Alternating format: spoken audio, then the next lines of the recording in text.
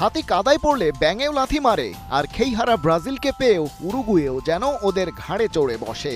আগের ম্যাচেই ভেনেজুয়েলা ওদের এক হাত নিয়েছে, নিজেদের মাঠে ড্র করে ব্রাজিলকে বাড়ি পাঠিয়ে দিয়েছে। কিন্তু হোম গ্রাউন্ডে এসেও ভাগ্য ফেরাতে পারল না ডোরিবেল জুনিয়রের শিষ্যরা।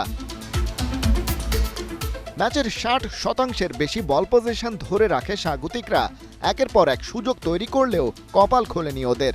উল্টো সেই কপাল পুড়েছে সেকেন্ড হাফে।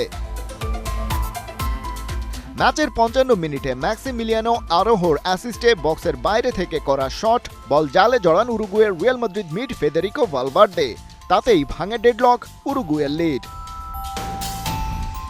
জবাবটা ব্রাজিল অবশ্য দিতে পেরেছে ৭ মিনিট বাদেই। ৬২ মিনিটে গ্যাটসন শোধ করেন গোলটা। স্কোর লাইন ১-১ সমতা। ফ্লেমিঙ্গোর মিডফিল্ডারের এটাই প্রথম আন্তর্জাতিক গোল। লিড নেয়ার চেষ্টা চালিয়ে যায় ব্রাজিল। একের পর এক শটে উরুগুয়ের ডিফেন্স লাইনে ভিনিসিয়াস রাফিনিয়ারা কাঁপন ধরালেও কাজের কাজ হয়নি। ম্যাচের ৬৪ মিনিটে মার্তিনেল্লির দারুণ শটটা থামিয়ে দেন গেস্ট গোলকিপার। স্কোর লাইনের দখল নিতে শেষ বেলায় পাকুয়েতাকে নামিয়েছিলেন কোচ ডোরিবেল জুনিয়র। কেবল এদিক সেদিকের ঝলকই দেখিয়েছেন, গোল আর পাননি।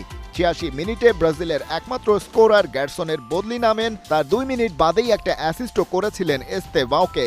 তবে শট মিস করেন সেলেসাও ফরওয়ার্ড। ঘটনার ১ মিনিট বাদেই কড়া চার্জ করে রেফারির কাছ থেকে পেয়েছেন হলুদ কার্ড উপহার। কোয়ালিফাই করার ঝুঁকি এখনও নেই ব্রাজিলের, তবে উরুগুয়ের বিপক্ষে ড্র করায় আর একই দিনে ইকুয়েডর কলম্বিয়ার বিপক্ষে জয় পাওয়ায় কনমেবল পয়েন্ট টেবিলের ৫-এ নেমে গেছে ব্রাজিল। উরুগুয়ে ধরে রেখেছে ২ নম্বর পজিশন। সেরা ৬ দল এই অঞ্চল থেকে কোয়ালিফাই করবে ২০২৬ ফিফা ওয়ার্ল্ড কাপে। খালিদ জামিল, ৭১।